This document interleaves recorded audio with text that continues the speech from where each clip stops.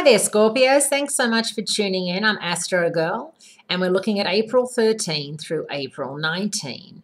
And there's a lot happening this week, and the things of most interest to you is that Mercury, the planet of communication, clear thinking and planning, is joining up with Mars, your co-ruler, and the planet of passion in Taurus, your one-on-one relationship zone.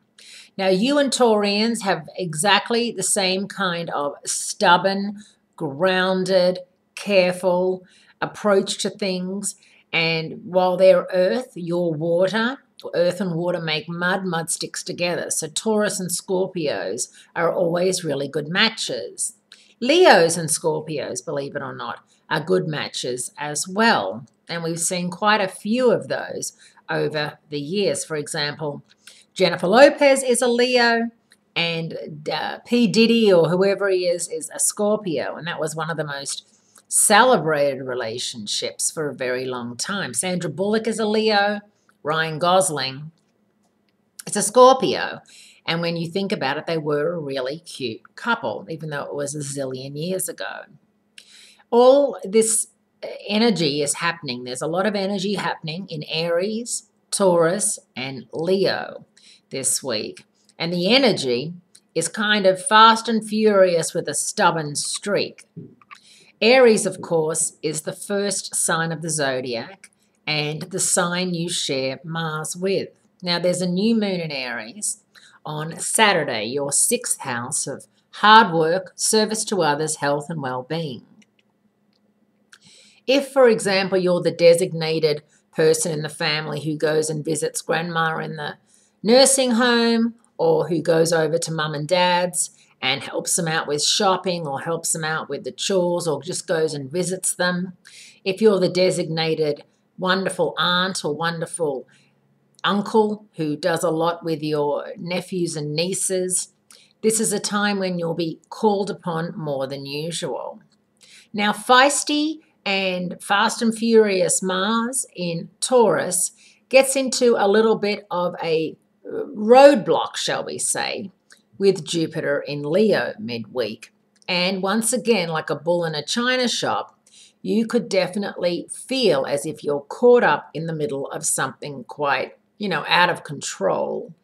Whatever you can do to calm people down, especially if it's Leos, Aries, or Taurians who are doing the back and forth battle, you have a way of looking at things and you never raise your voice and you're always calm, cool, and collected, and you are probably the one and only sign who can say, hey, this is really enough. We need to just try and work things through. And luckily, if you're around, you can do that. Now, Scorpios.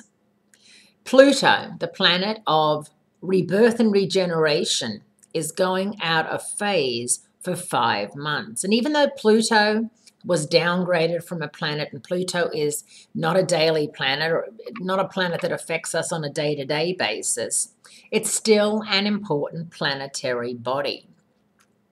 And Pluto is going to be in your 4th house of home and family, and it's going to be out of phase. And this is definitely a time of getting rid of whatever is no longer viable or useful. And for you, in your home, that could definitely be cleaning and clearing stuff out. Maybe you have a flatmate that you really don't get along with and that you're really not happy with. This could be a great time for you to say goodbye to them, find a new roommate, or, go it alone or move somebody else in, maybe your partner. This is also a time when the new moon, it makes you really want to work out and get into good physical shape. So I think this is a great start towards you getting into good physical, mental, and spiritual health. Remembering that next week the sun moves into Taurus, so there'll be more planetary activity in Taurus. Have a great week, Scorpios. Always good to speak to you, and I look forward to speaking to you again next week.